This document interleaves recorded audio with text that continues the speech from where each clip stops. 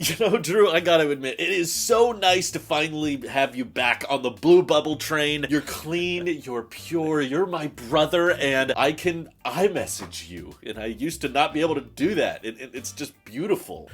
Yeah, it sure is pretty nice, Frankie, but I've got some news for you. Oh, really? What is that? I'm actually still on Android. Thanks to Beeper Mini, I can still remain a Blue Bubble at any given time, and you have no idea when my SIM is switched to an But the security! But you're gonna have your Apple ID signed into some Mac somewhere! They reverse engineered iMessage, so now you don't even have to log into an Apple ID, so it's perfectly safe and secure, and you have no idea when I'm texting from an Android. I don't know what's real anymore. Let's begin. So this was quite a curveball. I've had several friends that have been using Beeper for over a year now, and I was always admittedly not that interested, okay? It was like always conceivable to me that yes, you can pay somebody else to log into your Apple ID and have full access to all of your information signed in on some Mac server somewhere just so that your texting can be a little bit easier. Obviously, a lot of security flaws with that, a lot of vulnerabilities with that, but it seemed safe enough, but a little bit tacky. But this is kind of taking the whole iMessage spoofing to a whole new level, and I gotta admit, this one actually impresses me quite a bit, and it's making me very, very curious to see how Apple is going to respond to this based on how Apple responded to the whole nothing iMessage chat text loophole that nothing was pushing, and then RCS came out, and then nothing pulled it from release and decided actually maybe this isn't a good idea. But Beeper now basically says that through jailbreaking older iPhones and diving deep into exactly what needs to happen in order for an iPhone to register through iMessage to another phone, they figured out what kind of code needs to be sent to an Apple server, and I'm still trying to understand how all of it works, but essentially Beeper feels that they are on the right side of the law. They say that they're not doing anything illegal. They have just figured out how to spoof an iMessage phone number, which means that you don't need to sign into an Apple ID. You don't need to have some Mac on a server somewhere pretending to be yours. This literally just works, kind of in Apple fashion, as an Android app for anybody to download with a 7-day free trial. And this is where it gets kind of interesting to me. After that free 7 days, then it becomes $2 a month, which is honestly pretty affordable compared to just any membership these days. Frankly, it makes Tailosive Tech Plus feel like it's not very worth it anymore. Sorry, guys. Feel free to cancel. That's totally understandable. But the big question now that Beeper has this figured out, and lots of people are testing this service and saying it's working pretty reliably, everyone's wondering, what is Apple going to do about this? And a lot of people were asking Beeper that. Can't Apple shut this down? Can't Apple figure out a way to break the Beeper Mini system? And time will tell for sure, but Beeper CEO is saying pretty confidently that there's not much Apple could do to really stop this based on how they've designed their code to emulate the whole iPhone iMessage protocol so well, in that if Apple did try to break it, there's a very good chance that they would break iMessage for a large number of iPhones, particularly older iPhones that are not running the latest version of iOS, which there's still a lot of people, like my wife, you know, she's still rocking an iPhone 10, doesn't run latest iOS 17, but she still uses iMessage, of course, all the time. If there was an incident where Apple decided, okay, we're going to change the iMessage protocol, we're going to change the security or encryption in some way so that the Beeper Mini service stops working, then there's a good chance that all of the older iPhones on older versions of iOS would suddenly no longer support the iMessage protocol anymore, and maybe Apple would have to send older,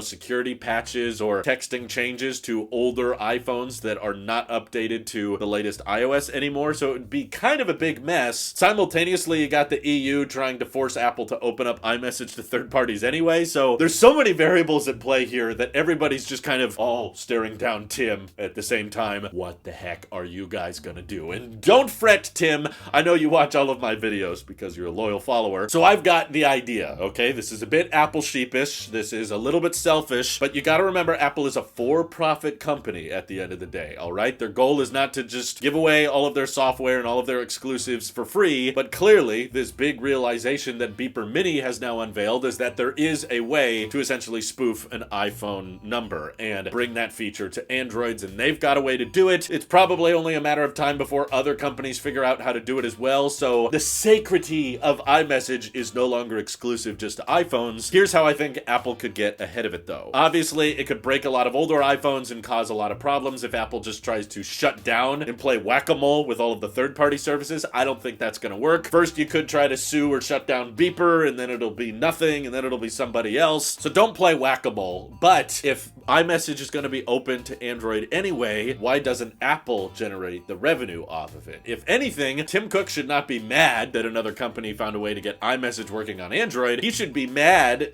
that they're making money off of this service. $2 a month is pretty cheap though. Probably barely covers their operating expenses, although it's a fairly small company, so they're likely banking on like just lots and lots of people signing up. But the general consensus I'm seeing over on Twitter is that most people are very impressed with it. They're saying it's working, it's reliable. You know, I get the reactions, I get the group texts that aren't breaking anymore. I can send high resolution pictures and videos all through my Android phone, and nobody else in the group chat knows that I don't have an iPhone. So if lots of people are signing up for this, what they're proving to Apple is that there is a market for iMessage on Android, and there is a revenue stream from that. Tim Cook loves his memberships, right? They're all trying to get us to sign up for TV Plus and Arcade and News Plus. So I say, if iMessage is going to be open to Android, Apple should actually get ahead of it and bring iMessage to Android for a price. And because it's Apple, and they probably have a lot more economies of scale, and a lot of people will be okay with signing up for iMessage to Android knowing it's supported through Apple, so there will be no question about the security or the vulnerabilities. They'll just know, okay, this is an official app, but maybe undercut Beeper Mini. Imagine if Apple said, hey, we'll bring iMessage to Android and you can get it through us for only $1 a month instead of $2 a month. And now everyone will go, oh, well, what the heck, why do I need Beeper Mini? If Apple actually started charging a monthly fee, and perhaps they say, hey, this is just part of iCloud. So if you want to access iCloud data on the web through either iCloud Drive or iCloud Photos, that $1 a month grants you iMessage access on Android, and it grants you 50 gigs of iCloud storage, just to make that transition to the iPhone a little bit easier. And I don't think this is too far a stretch, considering Apple already has Apple Music as a service on Android. Apple has Android apps. They've existed before, but usually they're always doing their best to try to move you over to iOS ultimately at the end of the day. And of course, Apple can boast about how, well, if you have an iPhone, you don't have to spend $1 a month to access all of these great iMessage features. But it feels like the European Union is probably going to force Apple to start opening up stuff anyway, so I think it would be better for Apple to kind of get ahead of it and just say, all right, if you want to iMessage on Android, here's what it costs. Maybe $1 a month is too much. Maybe you make it $1 every 3 months, or just an annual membership. Now it's $4 or $5 a year. Very, very cheap, but you're able to stay a blue bubble with all these different people. And then Meta, thankfully, could actually have some competition in regards to the texting space, because I know outside of the US, all of you are probably already commenting, we don't use iMessage, we use WhatsApp and Telegram. Okay, good for you, but more competition is probably a good thing. And if there's gonna be a company with a monopoly on texting, does it have to be Meta of all companies? I'd be okay with Apple having a monopoly on texting, honestly. That sounds better in my opinion, even if that means that we have to bring iMessage to Android. But what do you guys think of the concept of Apple getting ahead of this by launching their own version, which would kind of squash a lot of the advantages of Beeper Mini? Or do you think Apple should take them down? Should they sue them? Should they try to break iMessage for all the Android people? Or do you think Apple should just not acknowledge them? Is that better off? Like, will not that many people consider switching to Android if they just don't even know this thing is a feature? And if Apple acknowledges that feature, it kind of gives it a little bit more validity. All those crazy ideas, let me know what you're thinking down in the comments below. And thank you to everybody supporting this channel directly. Seriously, helps us out a ton, as does just watching these videos. So thanks again. This is your Apple Sheep here, and I will see you all in the next one.